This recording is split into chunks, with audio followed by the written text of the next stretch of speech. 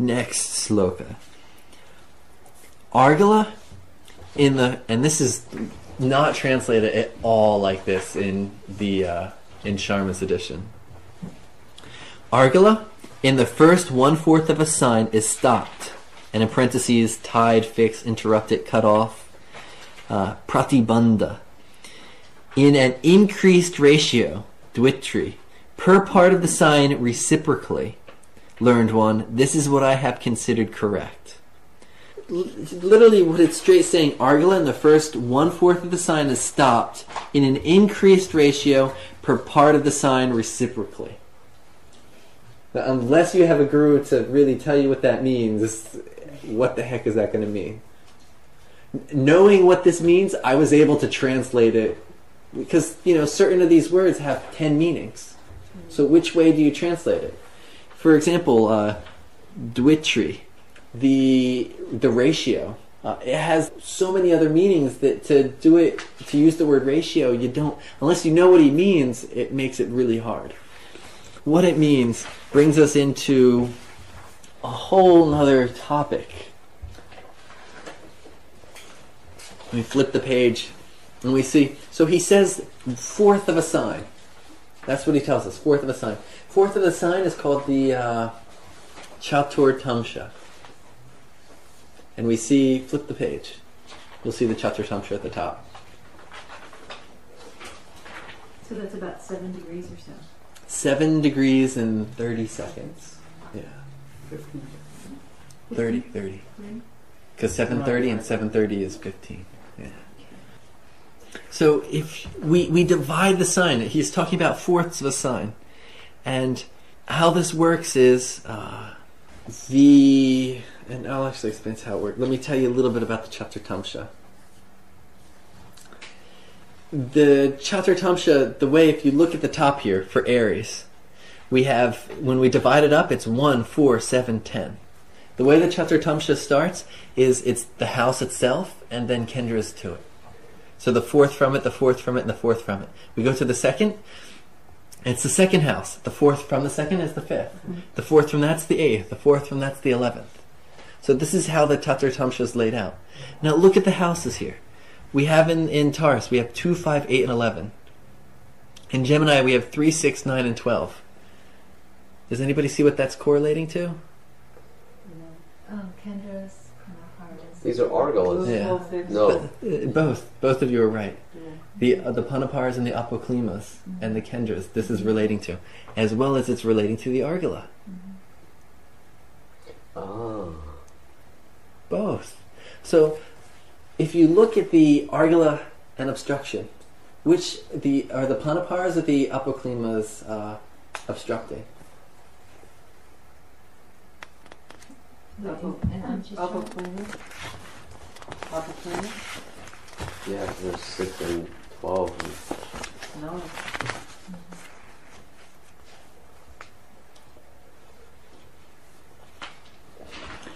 So if you look... Not 3. No, 3 too. Yeah. 3 as well. Yeah. 12, 3, 9, and 6. They show the past.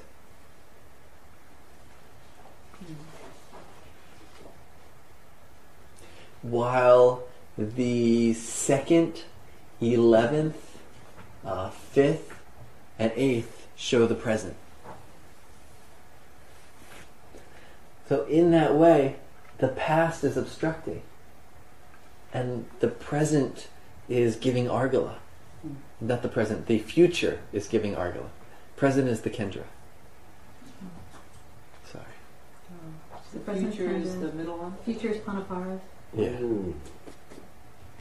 So 9th is, the 5th is your future, it's what you're planning to do. The 9th is your past, what you've done. The 5th is your kids. The 9th is your father. The 9th is what's behind you. The 5th is what's going to be coming in the future from you. So in this way, the future is always opening up new possibilities, where the past is always blocking. And we can see this lining up here in the Chaturtamsha as well. And you both saw it, which was good. Well, I understand. How is it that the past is always blocking? If he's talking about the first quarter of the sign is causing obstruction, though, the first, if you go down the road of the signs, it switches. No, that's we're getting there. We're getting there. Okay.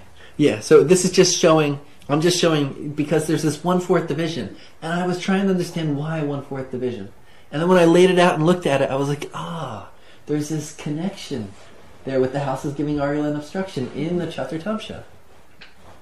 Parashara specifically says, see the Chaturtamsha for Bhagya.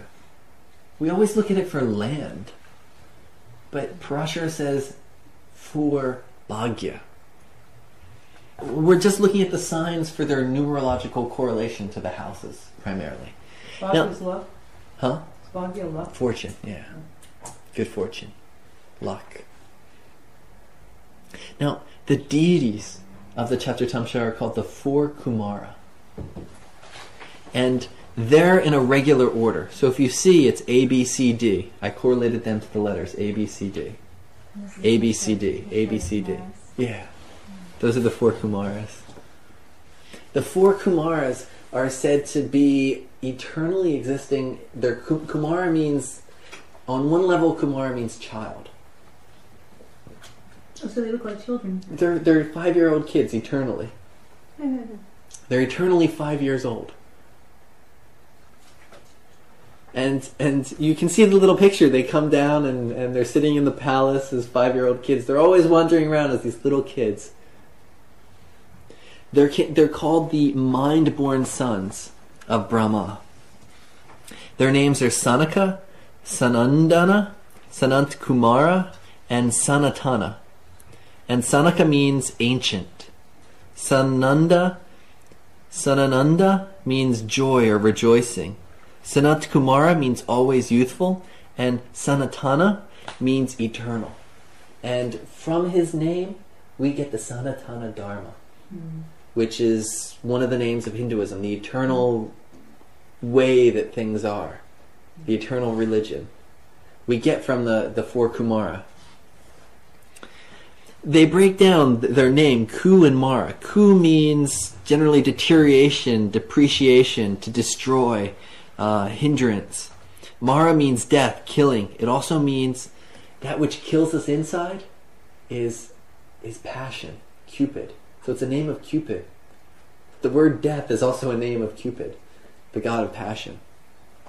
So some people say that the root of Kumara, that it's for children because it means that they die easily. Ku and Mara. Easily dying. But to me, it doesn't work. Ku means deficient, as well as destroying. And Mara means death. So to me, my concept, if we think about Ayurveda, when a child is born, it's all about kapha. And then they move into the pitta stage of their life, and then they move in old age is the vata stage. And the kapha planets are ruling that first stage. The pitta planets are ruling the middle stage. The vata planets are ruling that end stage. So Saturn gets stronger and stronger the older we get. And when Saturn gets extra strong, then we die. So as we age, it's only because Saturn's getting stronger. Saturn is the one that makes us age. So they're deficient in aging. They're deficient in death. They're always young. Someone that's young, they're deficient in that Saturn energy. They're deficient in the dying energy. That's on a physical level. On a more internal level, it also means the god of passion, or Cupid.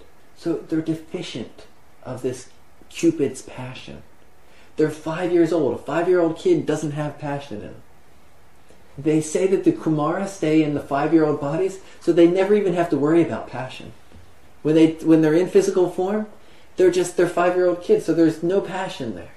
They're deficient. They've destroyed passion. And going to an even deeper spiritual level, Mara means death. And they've destroyed death. How do we destroy death? We understand that which is undying. So they've realized the undying. So by realizing the undying, they've destroyed death. They've destroyed the fear of death. They're not afraid of death. They know they're the undying. They know that they're one with the undying. So the four Kumara, it's in the 5-year-old bodies. It's a very big symbol, and there's 4 of them representing 4 aspects of knowledge of Vishnu. Vishnu or Brahma? They're the 4 mind-born sons of Brahma. They're the 4 mind-born sons of Brahma, but they're the 4 aspects of Vishnu's knowledge. Because in order for Brahma, because Brahma created everything. So what's the purpose that, he created them too. But they're sometimes called the elder brothers of Shiva. In order to create them, Brahma had to do great penance. He had to do tapas, he had to be pure, he had to do tapasya. And then he gave birth to this. So these are coming from his tapasya. So they're a higher spiritual vibration. And then he told them, he said, listen, I need you guys to procreate and create the world. Help me create this world. And they said, we're not going to create the world. We're going to just go meditate on the Supreme. We don't want to go and manifest things. They were born of this, because he did tapasya, they were born of his purity, his purification. And so they're this pure energy. They didn't want to create the world. And he got mad. And from his anger, from his third eye, Shiva was born. So they're considered the elder brothers of Shiva because they were born just before Shiva. Yeah. Okay. If you see, Shiva came from the anger. These guys came from penance. So there's this purity in them. And eventually they were convinced to go and help their father procreate in the world. And so they're considered the first 4 Manus.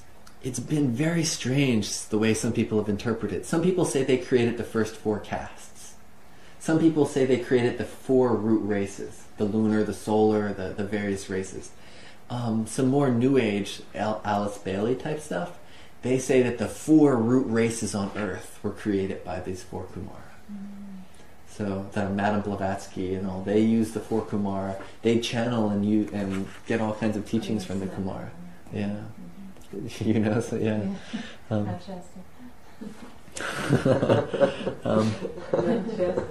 Yeah, there was somebody channeling Sanat Kumara and not Shastri. But these are the Kumaras that they were channeling. You think the Kumaras would talk through someone like that? I don't know. For the recording, Mount Shasta is a place in Northern California. Yeah, it's a tall mountain, and people give it a lot of mystical qualities, and they think a lot of UFOs come out of there. They do. They do. I mean, they come from there or they live there? No, they Oh, live there. Extraterrestrial. You've never seen them? Come on. Whenever there's a circular cloud around the The mountain, lenticular clouds. then the UFOs come inside the mountain to the base. Okay. Kumaras. I got a book all about it. Now there's two important stories I know of the Kumaras. And I'll share these 2 important stories, and hopefully they'll help you understand why these Kumaras are connected with the Chaturtamsha. One, Maitreya. Again, Maitreya. Who's in Parashara's talking to Maitreya?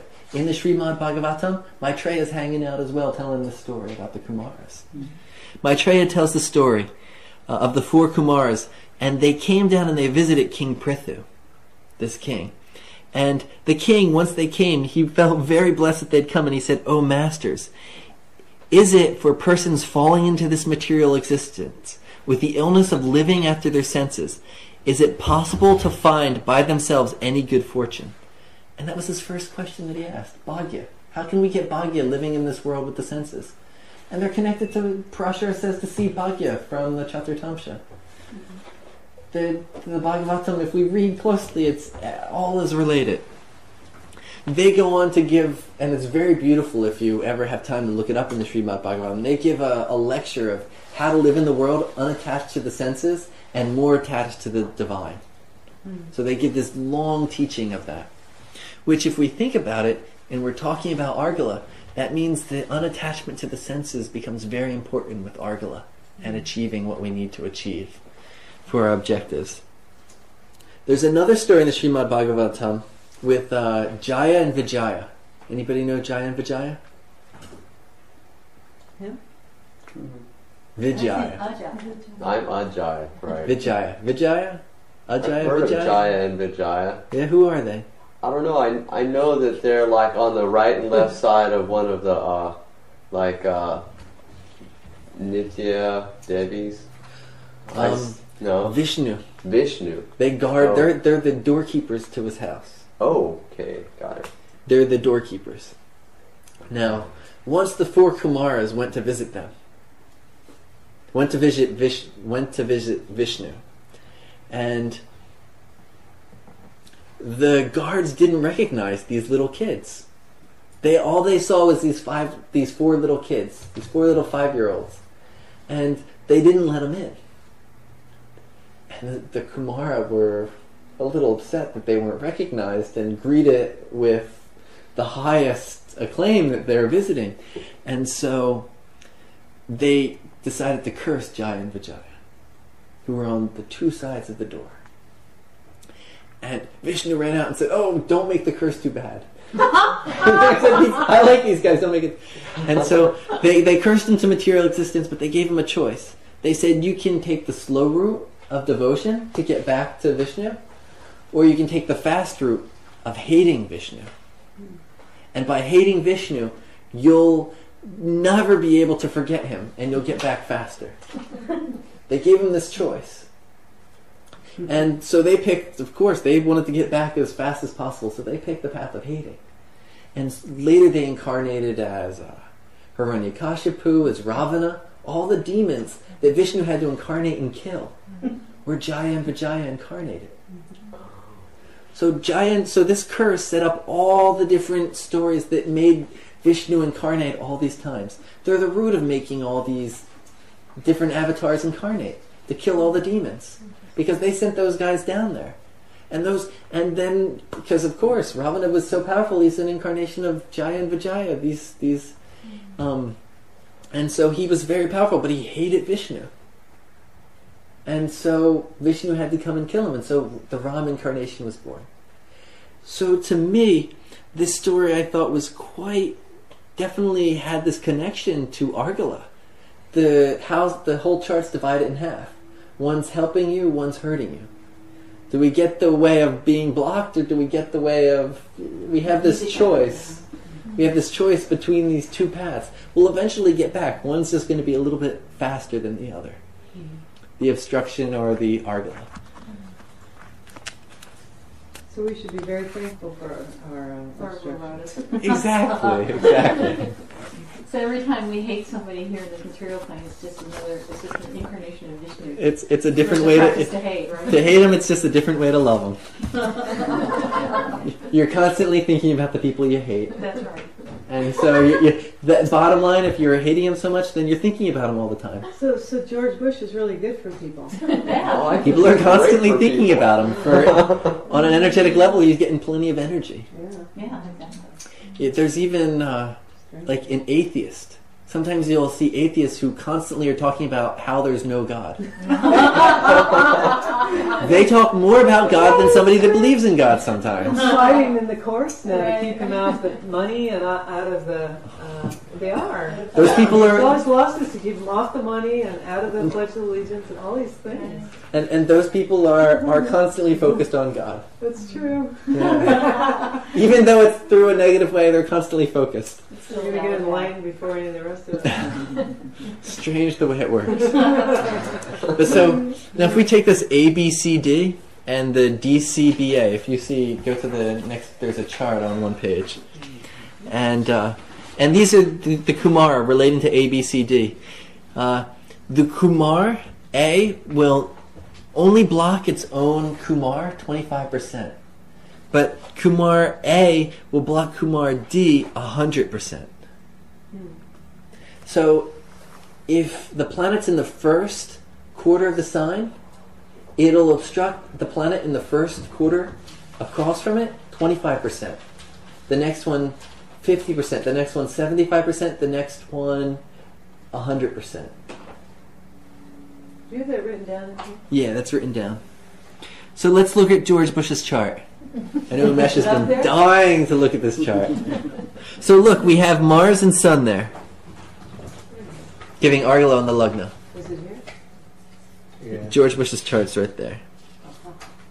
July 8th, 1946 at 7:26. July 6th, Yeah. 1946. So look at this Mars and Sun. Now, Sun is obstructing Mars, correct? Yes. How much is it obstructing Mars?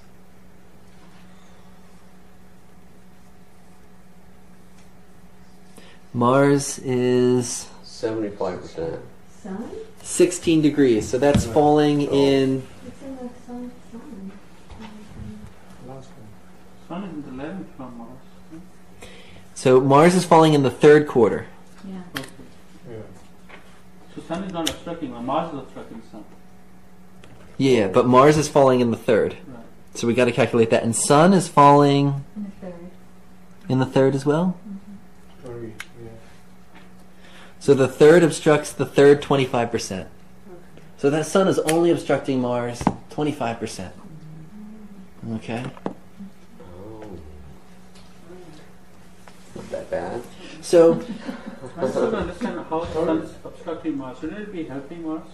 Because it's in the 11th from Mars? Yeah, it's in the 11th. for the Lugna. For the Oh, Lugna. for the Oh, the Lugna. Lugna. For him. Yeah. So, for him, for the Lugna, the second house is showing how he gets what he needs, his sustenance. So that Mars is causing him to be very aggressive with what he wants to get. Now the Sun is his father, trying to say you can't go that aggressive about it.